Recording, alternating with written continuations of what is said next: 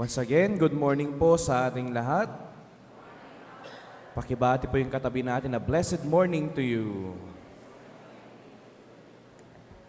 Malapit na, graduate na tayo sa Misa de Aguinaldo. Bukas na lang. Anong kwento ng pangalan ninyo? Saan nakuha yung pangalan ninyo? Siguro yung iba, pinaghalong pangalan ng nanay at tatay. Di naman kaya yung pangalan ng paborito nilang mga artista. Ano pa? O yung iba, baka pinagtripan lang. Lalo nyo, nung bata ako, inggit na inggit ako sa kaklase ko kasi yung pangalan niya, Michelangelo. Pangalan ng anghel. Samantalang ako, pangalan ng tatay ko. So binubuli pa ako kasi bata pa lang ako, tapos sinatawag nila akong Berto. Kasi ang pangalan ko, Roberto Jr. Kaya I was so envious sa pangalan ng kaklase ko. Kasi nga parang ang cool, parang wow, pangalan ng anghel. Kapag ako na yung tinatawag, ay pangalan ng tatay mo. Pero alam ko, no, bilang sampari, kapag nagbibinyag ako, ngayon, no, meron ng mga napakahirap na mga pangalan. May mga pangalan na walang vowels, may pangalan na tatlo-tatlo. Ang hirap minsan magbinyag. Pero alam ko, sa bawat pangalan, pinag-isipan. Sa bawat pangalan, may kwento. Sa bawat pangalan, merong sinasabi nating identity. May kasamang halaga, may kasamang meaning. Anong panahon ni Jesus, balikan natin, no? Nung panahon nila, dati, mas malalim pa yung kahulugan ng isang pangalan. Madalas, kaakibat ng isang pangalan yung isang misyon.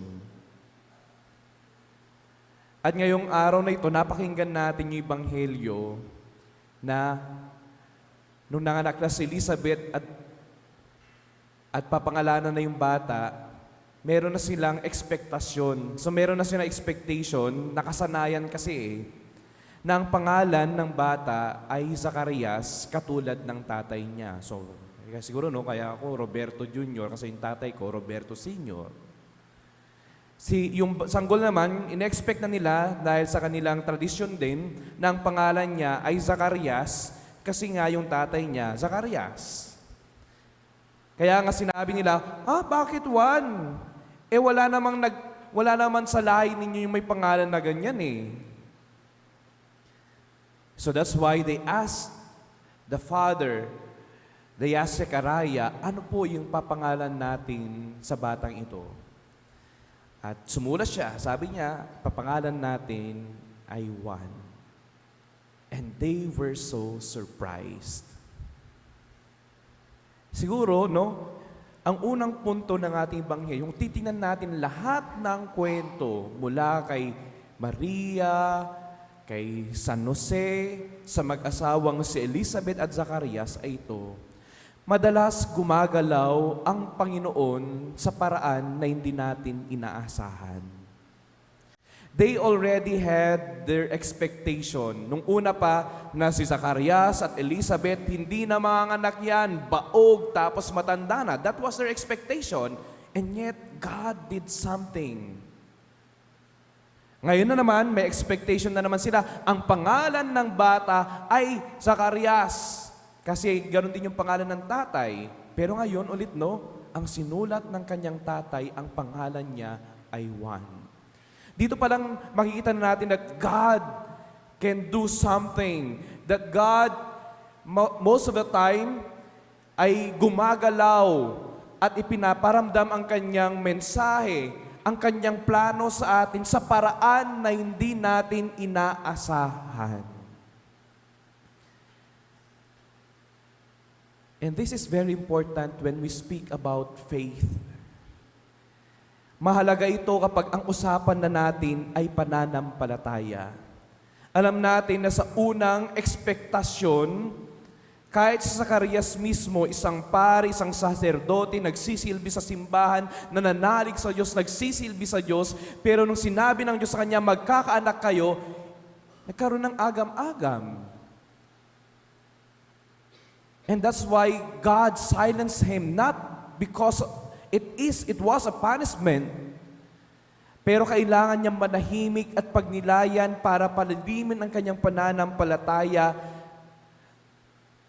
para kanyang makita na ang Diyos kayang gawin ang lahat. And we can connect this with the Annunciation. Sa mahal na birhen, di ba ang sabi ng anghel sa kanya, Maria, huwag kang matakot kasi walang hindi mapangyayari ang Diyos. That God can do even the most impossible thing. You just need to believe. At yun yung nangyari, no, sa loob ng 9 na buwan, yun yung nangyari siguro sa katahimikan ni Zacarias. Nakita niyang lumalaki yung tiyan ng kanyang asawa. Nakita niyang nariyan na yung batang ipinagkaloob ng Diyos para sa kanila. And I'm very sure na maraming nagbago sa kanyang kalooban. Kaya nga, nung meron ng second expectation ng mga tao nakapaligid sa kanila, na sinasabi nila dapat ang pangalan niya Zacarias, doon na siya nanalig.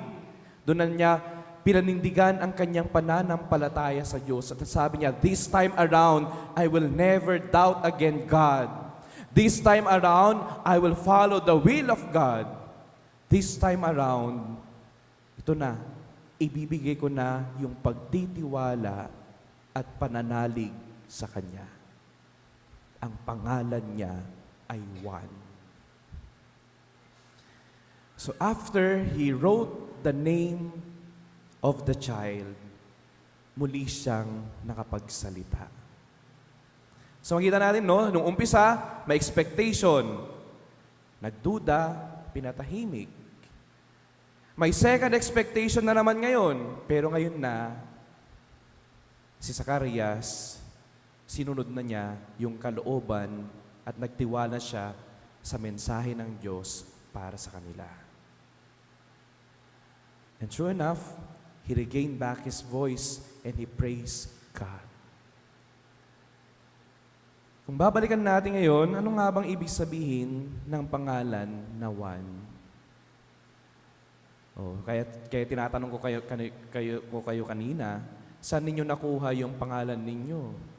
Kasi dapat may meaning, dapat may kahulugan, dapat may kwento, dapat may pinanggalingan.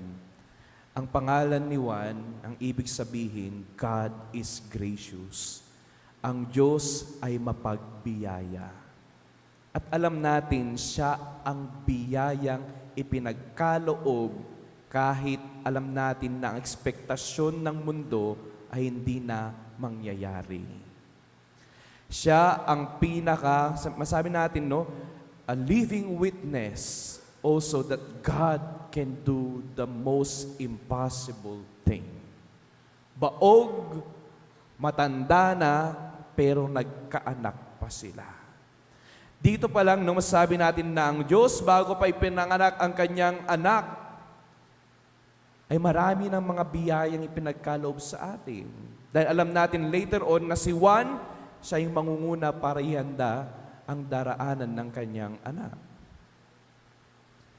So dito pala, no, sabihin natin na God is so gracious, ang Diyos ay mapagbiyaya, ang Diyos ibibigay yung mga panalangin natin, pero sa paraan na hindi natin alam. That God will remain gracious in ways that we do not know. Sa paraan na hindi natin inaakala, sa panahon na hindi natin alam. Kasi ganyan gumalaw ang Diyos. It's beyond our logic, it's beyond our understanding. Pero ang importante, alam natin na ang Diyos, kapag tayo nagtiwala sa Kanya, ibibigay niya yung nararapat, wasto, at deserve natin.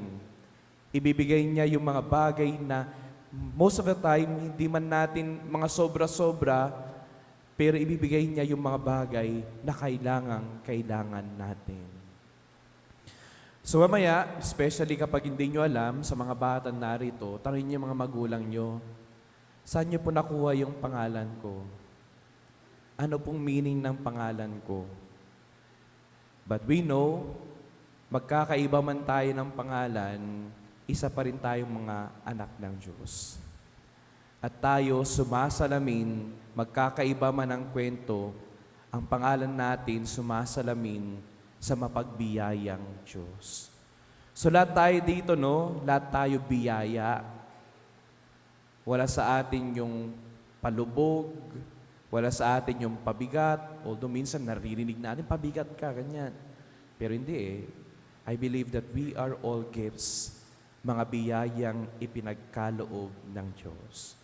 So habang nalalapit na ang Kapaskuhan, ay, babalikan ulit natin sa lahat ng mga kwento, sinasabi sa atin, una, magtiwala ka muna na ang Diyos gagalaw sa paraan na hindi mo inaakala.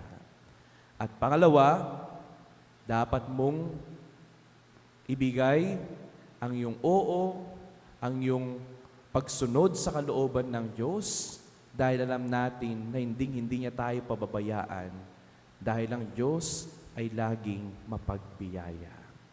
So later on, nung tinatanong na nila, o anong pangalan mo? Sige na nga, Roberto Jr. na. Kasi alam ko yung kwento. Pero nung nag-aral sa Manila, sabi ko, papatayin nyo naman ako, kaya tinawag na Robbie.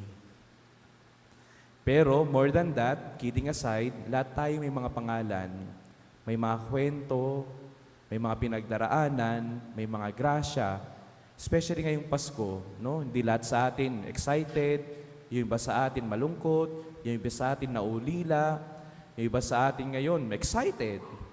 Pero alam natin, magkakaiba man tayo ng pinagdaraanan at pangalan, lahat tayo mahal na mahal ng Diyos.